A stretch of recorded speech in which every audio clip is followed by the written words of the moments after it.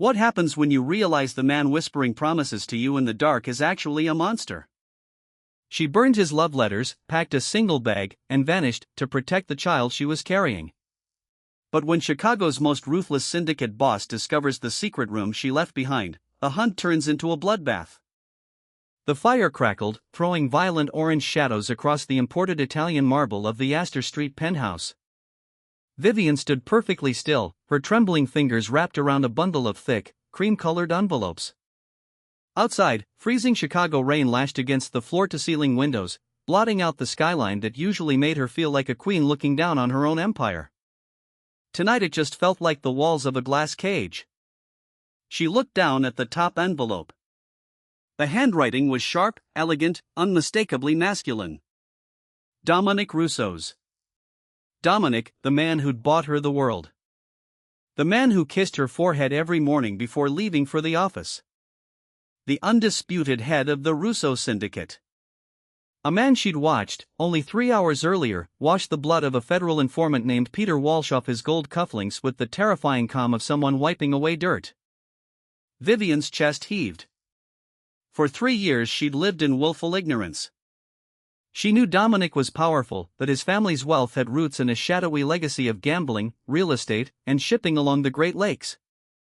But she'd convinced herself he was legitimate. She'd believed in the man in these letters, the one who wrote her poetry from a hotel room in Rome, who confessed she was the only light in his profoundly dark world. But the blood on those cufflinks hadn't been a metaphor. It was real.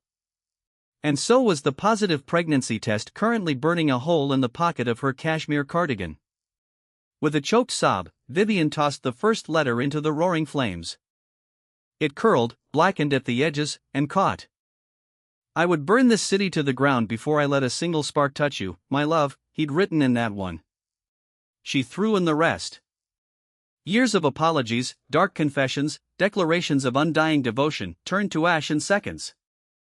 She needed to burn them. She needed to destroy every trace of his humanity, or she'd lose her nerve. If she let herself remember how he held her, how he loved her, she'd stay. And if she stayed, her baby would be born into a world of violence, destined to become either a monster like his father, or a target for his father's enemies. Vivian reached into her pocket and pulled out her platinum wedding band, heavy, encrusted with diamonds worth more than a small island, and dropped it onto the smoldering pile of paper. A final, definitive severing. Time was running out. Dominic was at a sit-down at a private social club in the West Loop and wasn't due back until dawn, but in his world, schedules were as unstable as alliances. She moved to the master bedroom, leaving the glow of the fire behind. She'd spent the last 3 weeks meticulously preparing for a moment she'd prayed would never come. Under her maiden name, Vivian Hayes, she'd quietly sold off smaller, untraceable pieces of jewelry to a private pawnbroker in a Skokie strip mall, amassing $80,000 in crisp, unmarked bills, hidden in a duffel bag beneath the floorboards of her walk-in closet. She grabbed the bag, stripped off her designer cardigan, and pulled on a plain black hoodie and a faded denim jacket she hadn't worn since college. She twisted her dark hair into a tight, unassuming knot and left her smartphone, powered down, on the nightstand. In her pocket was a prepaid burner phone with exactly one contact, Harrison Cole. Harrison was a ghost, a private fixer who'd once owed her late father, an honest but struggling defense attorney, a life debt. When Vivian called him a week earlier, terrified by the shadows creeping into her marriage, he'd given her a set of strict, uncompromising instructions. Asterisk, walk out the service elevator. Leave all electronics. Don't look at the cameras. Keep your head down, asterisk. Vivian slipped out of the penthouse, the heavy mahogany door clicking shut behind her with a dreadful finality. The descent down the service elevator took 70 seconds and felt like hours, her heart hammering against her ribs. She pressed a hand to her flat stomach, protective instinct overriding paralyzing fear. "I've got you," she whispered into the empty metal box. "I promise. I've got you." She exited through the loading dock into a freezing, rain-slicked alley. Harrison had arranged a discreet, cash-only, off-the-books driver named Benny, waiting 3 blocks away in a rusted gray sedan. Vivian pulled her hood low and walked briskly through the biting wind, flinching at every passing set of headlights, every shadow that looked like one of Dominic's enforcers. When she finally slid into the back seat of the sedan, Benny didn't ask questions. He just put the car in gear and drove. They bypassed the airports and major train stations entirely, heading straight for a regional bus terminal in Milwaukee. From there, she'd take a slow, untraceable route through the Midwest, paying entirely in cash under a fake ID, one that declared her name to be Lillian Vance. As the Chicago skyline faded into the rearview mirror, swallowed by the storm, Vivian closed her eyes and let the tears fall. She had just killed her old life. She had burned the only man she'd ever loved. But as the car sped north, she knew there was no looking back. Dominic Russo did not forgive betrayal. And if he ever found her, he wouldn't just kill her.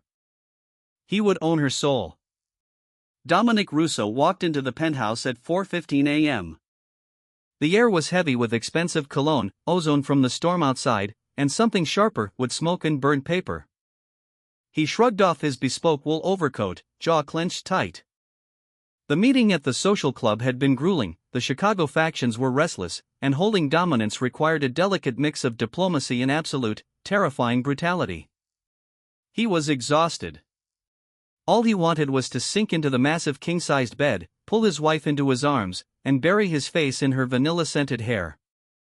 Vivian was his sanctuary, the one clean thing in his filthy, blood-soaked world. "Vivian," he called, his deep voice echoing through the grand foyer. Silence answered him. Not the peaceful silence of a sleeping woman, but a hollow, agonizing void. The penthouse felt vacant. Dominic's instincts, honed by decades surviving the underworld, flared instantly. He unbuttoned his suit jacket, hand hovering near the cold steel of the Sig Sauer holstered at his hip, and moved swiftly into the living room. The lights were off, except for the dying embers glowing in the marble fireplace. He approached cautiously. The smell of burned paper was overwhelming here. He looked down into the grate. Amid the gray ash lay the charred, unmistakable edges of the heavy stationery he used exclusively for his private letters. The letters he'd written her from the depths of his darkest nights. And there, sitting perfectly in the center of the ashes, gleaming faintly in the dying orange light, was her platinum wedding band. Dominic stared at the ring. Time stopped. The air seemed to vanish from the room. He didn't yell. He didn't throw anything. The rage that overtook him wasn't explosive, it was a sub-zero, paralyzing frost that froze his veins solid. He turned and walked into the master bedroom. The closet door stood open, her designer gowns, her diamonds, her handbags, everything exactly where it belonged. Except the woman. He walked to the nightstand and picked up her phone, dead and abandoned, his knuckles whitening around it. He dialed a number on his own phone. It was answered on the first ring. Boss. Matteo, his underboss, voice thick with sleep. "Lock down the city," Dominic said, his voice a horrifyingly calm, flat whisper. "Airports, train stations, bus terminals, private charters. I want every camera pulled. Every toll booth checked."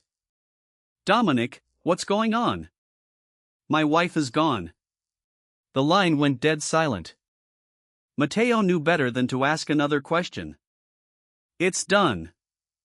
We'll find her." But they didn't find her. For 3 agonizing weeks, the Russo syndicate tore Chicago apart. Dominic suspended every illicit operation, bleeding millions of dollars to redirect every soldier, hacker, and corrupt cop on his payroll into a single obsessive manhunt. They shook down her old friends, threatened her distant relatives, bribed informants. Nothing. It was as if Vivian Russo had evaporated into thin air. Dominic descended into a dark, feral state. He stopped sleeping. He stopped attending meetings. He spent his days in the penthouse, drinking dark amber whiskey, staring into the fireplace ashes he refused to let the maids touch. His love had mutated into a toxic, suffocating obsession. He replayed their last weeks together on a loop. Had she found out about the Walsh hit? Had someone threatened her? Or had she simply seen what he truly was, and fled in disgust? The betrayal gnawed at his sanity. No one walked away from Dominic Russo. No one. On the 22nd day of her absence, the breaking point came. Mateo showed up at the penthouse with another dead end, a lead in Seattle that had gone nowhere. Dominic snapped. In a blind, roaring frenzy, he hurled his heavy crystal whiskey decanter across the master bedroom. It shattered against the wall of the walk-in closet, spraying glass and liquor over Vivian's silk dresses. Panting, eyes wild, Dominic stalked over to the closet, staring at the stain seeping down the custom oak paneling at the back of the wardrobe. He raised his fist and drove it into the wood, intent on splintering it. Thud. Dominic froze. His bleeding knuckles rested against the panel. He tapped it again. Hollow. The fog of alcohol and rage lifted just enough for him to frown. This was the back of the penthouse. There should have been solid concrete here, not empty space. He ran his fingers along the seam of the paneling until he found a tiny, almost invisible recess near the floorboard, and pressed it. With a soft pneumatic hiss, the heavy oak panel popped outward, revealing a dark, narrow corridor. Dominic drew his weapon and stepped into the darkness, found a light switch, and flicked it up. Soft, warm light flooded a hidden room he'd never known existed in his own home. He stepped inside, the breath leaving his lungs in a sharp, painful rush. It wasn't a panic room. It wasn't a vault. The walls were painted a delicate, soft yellow. In the center of the room stood a beautiful, handcrafted wooden crib, half-assembled, a screwdriver still resting on the mattress board.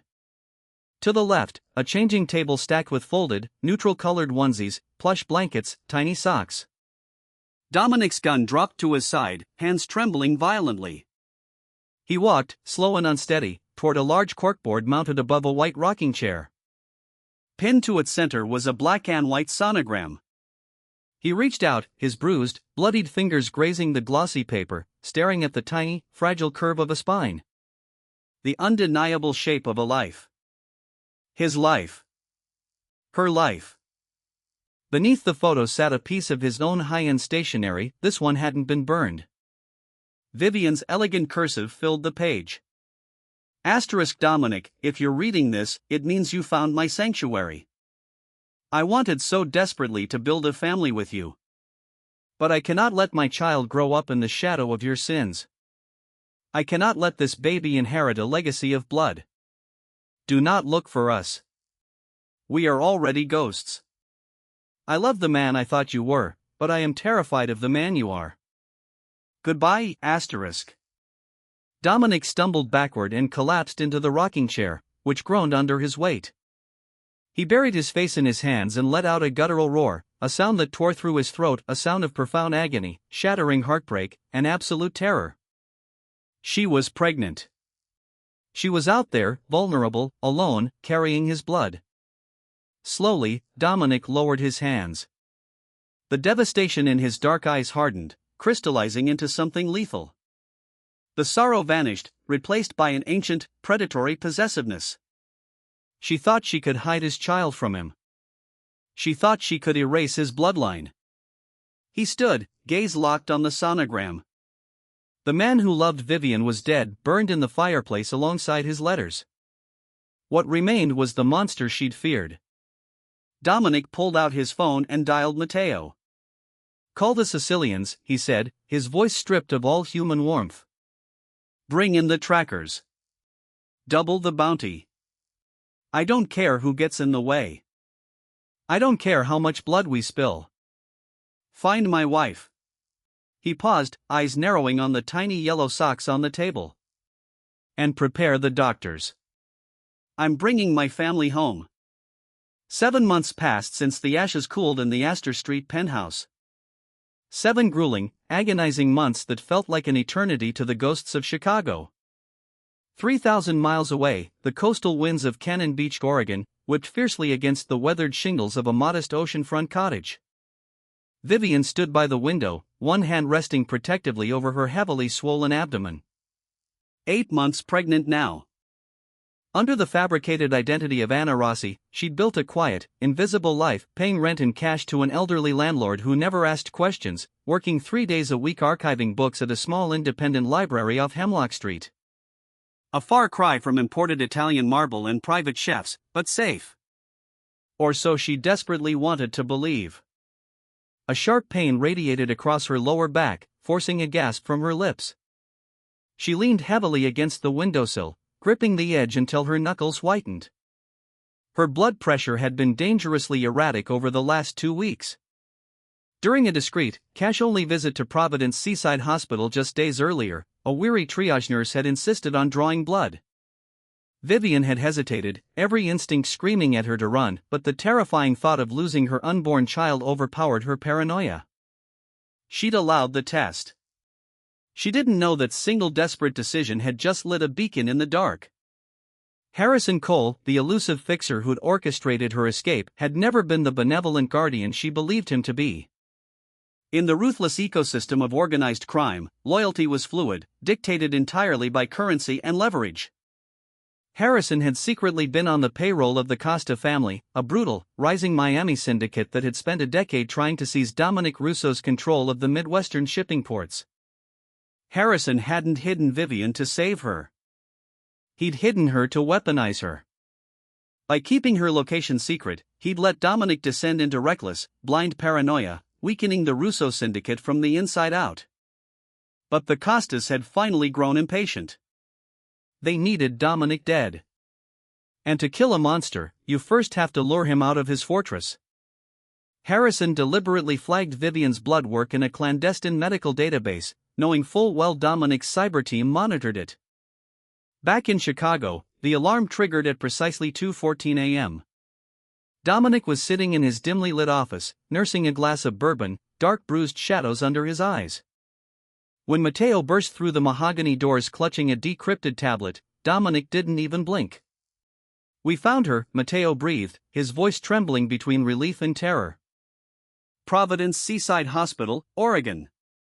A blood sample flagged an anomaly that matches her genetic markers from her Chicago medical file. Boss, she's still pregnant. The timeline lines up."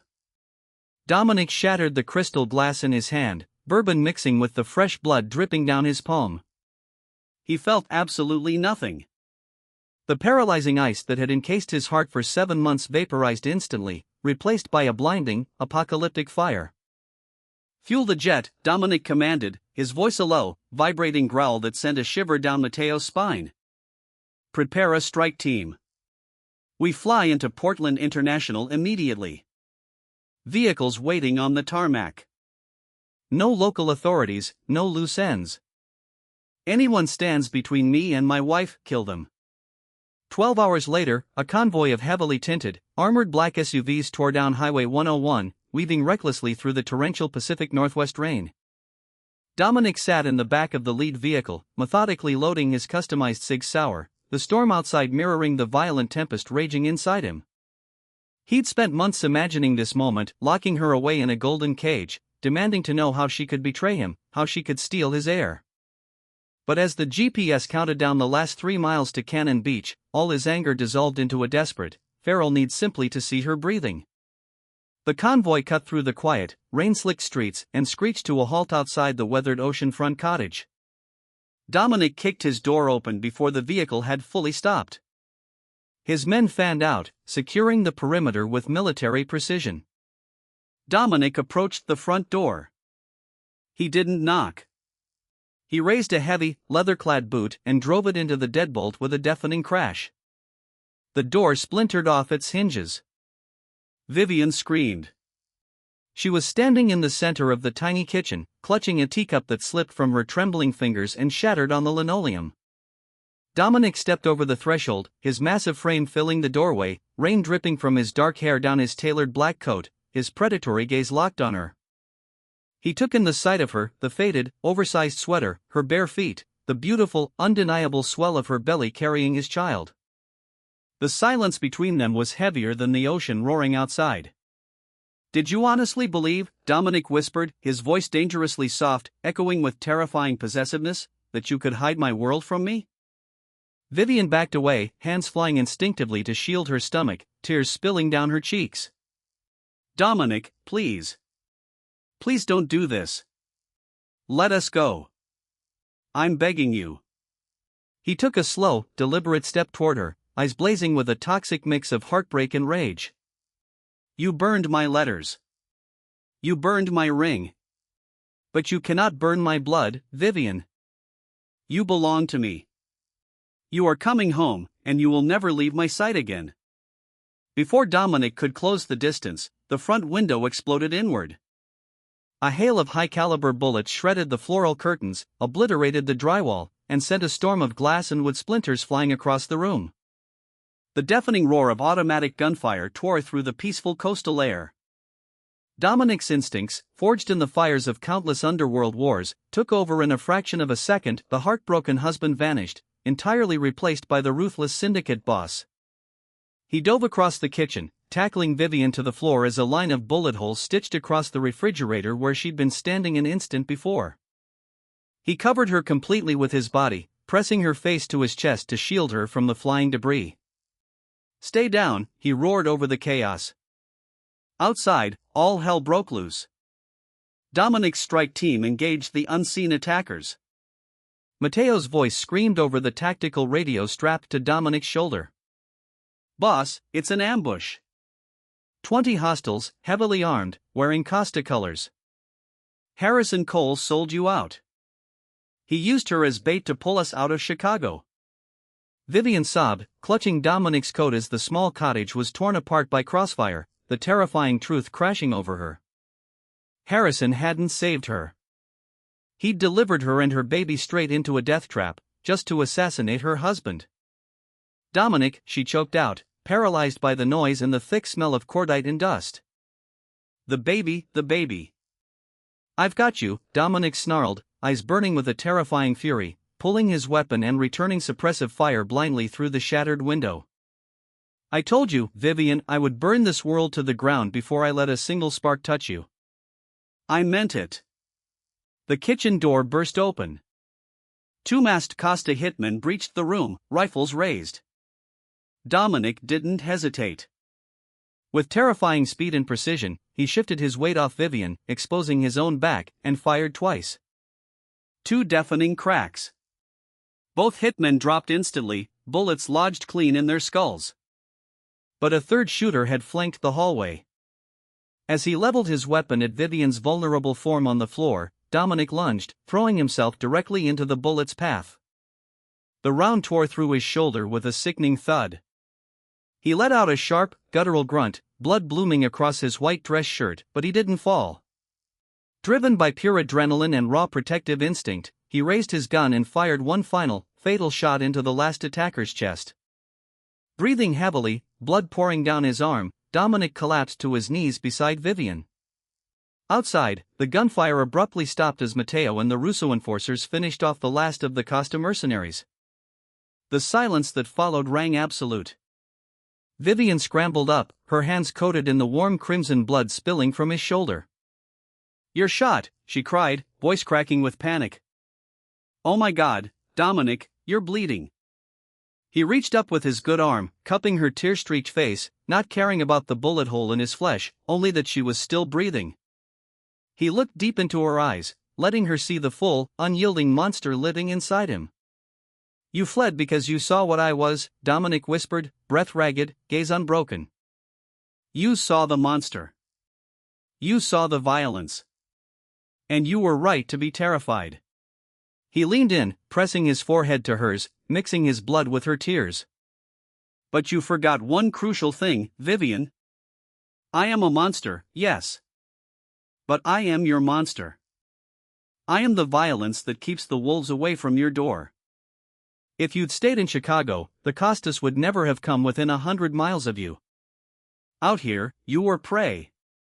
By trying to protect our child from my darkness, you nearly got us all killed. Vivian sobbed, staring at the bodies scattered around them, then back at the man who had just taken a bullet for her without a second's hesitation. He was ruthless. He was terrifying. He was a killer. But as his heavy, bleeding arm wrapped around her swollen belly, forming an impenetrable human shield, a dark, twisted realization washed over her. He was right. In a world governed by predators, you don't survive by running toward the light. You survived by marrying the most terrifying predator in the dark. Take us home, Vivian whispered, her voice finally steady, fingers gripping his bloody lapel. She wasn't fighting it anymore. The naive girl who'd burned his letters was gone. Take us back to Chicago, Dominic. A dark, triumphant smile touched the corner of Dominic's lips. He kissed her fiercely, sealing the bloody vow. He had found his runaway queen, and together, they would reign over an empire built on ash and bone. Did this thrilling mafia romance leave you breathless? If you loved the intense twists, the dark secrets, and the dramatic confrontation between Vivian and Dominic, hit that like button right now. Don't forget to share this story with friends who love suspenseful drama, and subscribe to our channel for more heart-pounding, real-life inspired tales. Ring the notification bell so you never miss an upload. Drop a comment below. Would you have forgiven Dominic?